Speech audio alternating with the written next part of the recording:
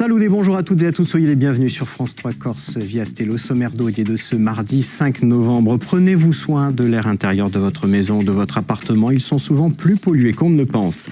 Rénover son habitation pour baisser votre facture d'énergie et réduire les conséquences sur l'environnement. On vous dit tout sur les aides existence.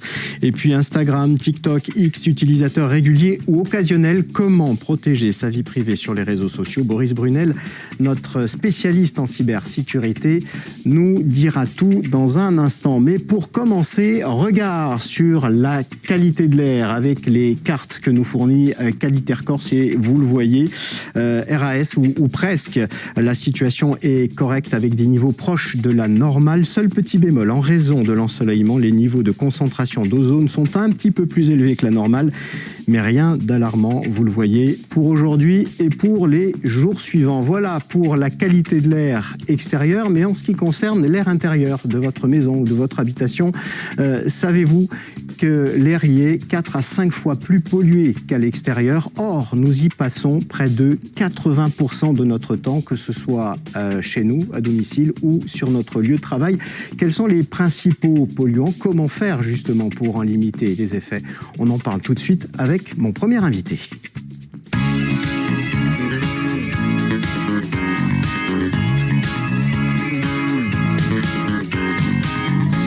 Et ce premier invité, c'est Jean-Luc Savelli. Bonjour. Bonjour. Vous êtes le directeur de Qualitaire Corse.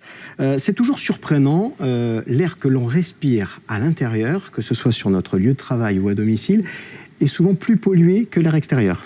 Alors c'est un problème, on reçoit déjà la pollution de l'extérieur qui va rentrer à l'intérieur, et puis surtout c'est un problème de renouvellement d'air de l'intérieur, parce qu'on produit aussi des polluants en air intérieur dans nos pratiques au quotidien.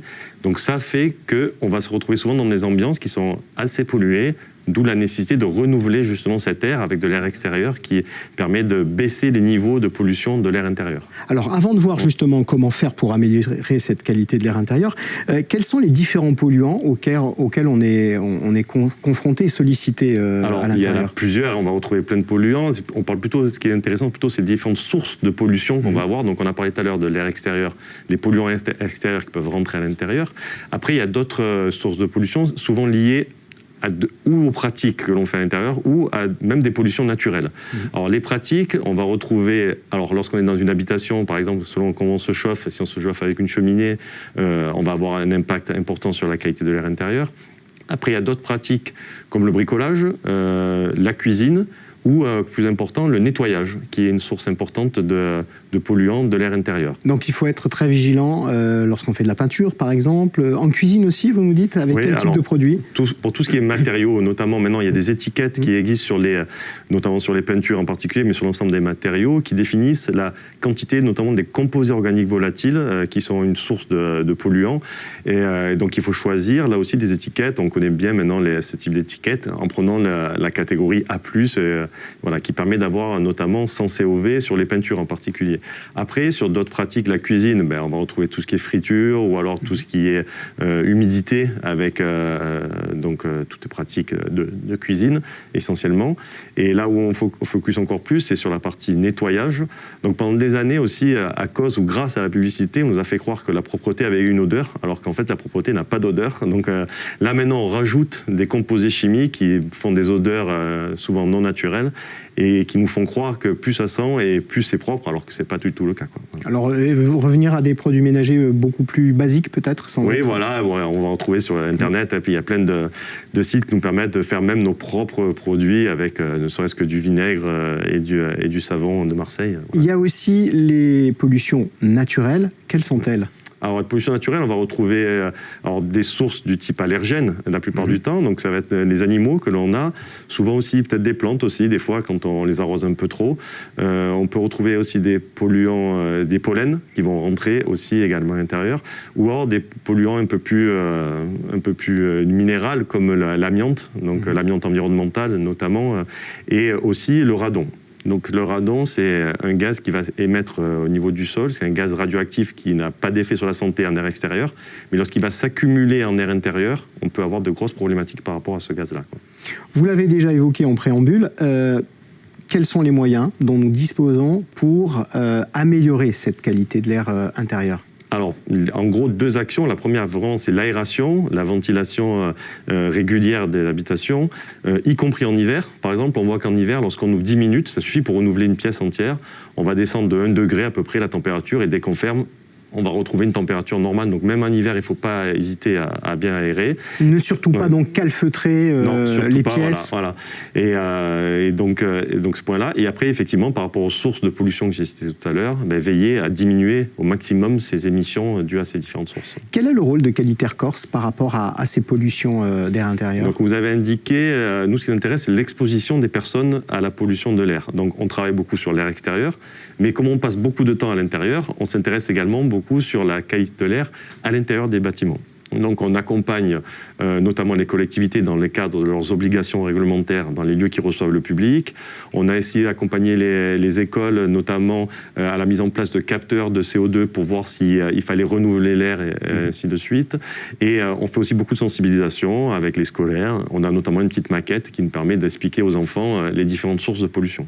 Est-ce qu'aujourd'hui cette compréhension des enjeux autour de l'air intérieur est globalement prise en compte à la fois par les particuliers et aussi par les collectivités, les institutions?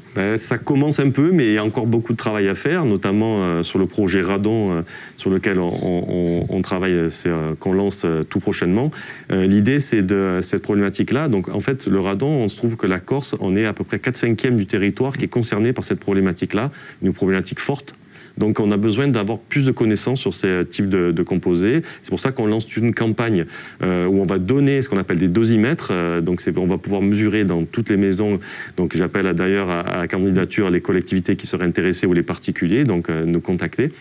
Et donc grâce à cette mise à disposition de nombre important de capteurs, on va pouvoir définir s'il y a un profil type en Corse par rapport à un type de bâtiment rénové, un type de bâtiment ancien, plutôt en montagne, plutôt en plaine. Voilà, on va essayer de définir la bonne carte d'identité. On reviendra avec vous d'ailleurs, Jean-Luc Savelle, sur cet appel en fait à participation en quelque sorte des particuliers ou des collectivités dans l'une de nos prochaines émissions pour voir justement le rôle que l'on peut avoir en tant que citoyen aussi. C'est un autre moyen d'améliorer aussi la qualité de l'air que nous respirons dans nos intérieurs, rénover les maisons et les appartements.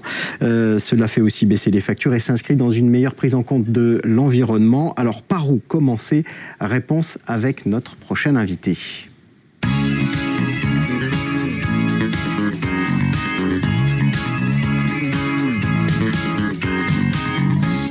Et cet invité, c'est Guillaume Billot. Bonjour. Vous êtes technicien à l'AUE, l'Agence de l'urbanisme et de l'énergie de Corse. On parle aujourd'hui avec vous du dispositif Aurélie. Qu'est-ce que c'est? Alors le dispositif Aurélie, c'est le dispositif porté par l'Agence de l'urbanisme et de l'énergie qui a pour vocation d'accompagner les ménages pour rénover complètement leur maison d'un point de vue énergétique. Alors, donc une rénovation globale. C'est ça, ce ne sont pas des petits travaux? Non, exactement. Là, ce n'est pas des travaux ponctuels comme on peut les faire effectivement avec d'autres types d'aides. Là, nous, on va accompagner les gens pour rénover complètement, isoler les murs, isoler les combles et changer les systèmes également. Donc vraiment s'intéresser à la totalité de la maison. Pourquoi et quand s'engager dans un processus de rénovation? J'ai envie de dire, dès qu'on ressent effectivement un inconfort, aussi bien l'été que l'hiver, d'un point de vue de ses sensations, c'est par rapport à ses factures électriques aussi, ou sortir des énergies fossiles. On a encore beaucoup de maisons qui sont au gaz ou au fioul. Donc là, c'est très cher, on va dire, aujourd'hui. Et c'est des travaux qui peuvent intervenir, même sur des maisons pas forcément très anciennes. Donc généralement, il faut que les maisons aient à peu près 15 ans. Et à partir de là, on peut s'engager sur un programme de rénovation globale, oui. Aujourd'hui, combien de maisons ont pu bénéficier de ce type d'accompagnement? On verra ensuite le détail. Alors depuis 2016, c'est la date de naissance du programme Aurélie, on a rénové 154 maisons. Alors moi, personnellement, j'étais hier sur 2 fins de chantier, donc ça, on en rajoute 2. Donc 156 maisons complètement rénovées. Et on a quand même accompagné et réorienté, effectivement, selon qu'on soit sur de la rénovation globale ou des gestes ponctuels, on a accompagné plus de 600 ménages depuis 2016. Quelle est l'importance des aides et de l'accompagnement que vous proposez? Alors, les aides, aujourd'hui, on est, nous, sur la Corse, sur 2 systèmes. Donc, on a une aide régionale, l'aide de l'AUE, qui qui est une aide de 20 000 € qui est disponible pour tous les ménages sans condition de ressources et qui va se coupler à l'aide qu'on connaît également, hein, l'aide de MaPrimeRénov', l'aide de l'État, l'aide de l'ANA, pour un total qui peut aller jusqu'à plus de 80 000 € de prise en charge complète des travaux. Donc ça veut dire 100% dans certains cas, pour les ménages les plus modestes, de travaux couverts par les aides. Certains ménages peuvent avoir 100% des travaux. C'est les ménages, alors après, voilà, effectivement, c'est les ménages les plus modestes d'un point de vue fiscal. Donc il y a, quand on rentre dans le système, il y a effectivement des questions qui sont posées aux ménages, notamment effectivement leurs revenus, ça on ne peut pas y couper. Et c'est l'aide de l'État qui, elle, effectivement, est évolutive selon ce critère-là. Qui peut prétendre à ce dispositif ? Tous les propriétaires de maisons, les propriétaires occupants, les propriétaires bailleurs, mais tous les propriétaires de maisons peuvent en bénéficier, oui. Alors, lorsqu'on parle de dispositif d'aide à la rénovation, on se dit souvent, ça va être un dossier très long à monter.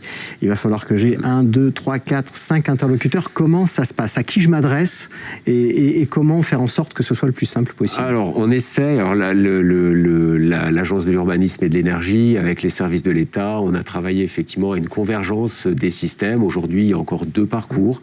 Et demain, ou même aujourd'hui, dans certains cas, on a réussi à unifier ou à faire converger ces 2 parcours. Ce qui fait que dorénavant, on a un interlocuteur, on a un seul dossier administratif, donc effectivement, voilà, ça simplifie, et toujours pour 2 aides, donc l'aide de l'AUE 20 000 € et l'aide de MaPrimeRénov'. Et le numéro de téléphone, c'est affiché 04 95 72 13 25 72 13. Exactement, c'est la porte d'entrée pour toutes les personnes. J'ai envie d'insister sur le fait que, quelle que soit leur situation, puisqu'effectivement, les conseillers qui sont au bout du fil renseigneront, orienteront sur de la rénovation globale s'il le faut, ou sur d'autres dispositifs si les personnes ont juste des menuiseries à changer, ça peut arriver. Et ils peuvent être aidés également sur ces postes-là. Merci beaucoup pour toutes ces explications, Guillaume Billot, technicien à l'AUE, l'Agence de l'urbanisme et de l'énergie. Les réseaux sociaux font partie de notre quotidien à tel point que l'on ne se rend pas compte de ce que l'on expose parfois, y compris notre vie privée. Alors comment se protéger ? Notre expert en cybersécurité, Boris Brunel, nous dit tout. Merci beaucoup. Merci.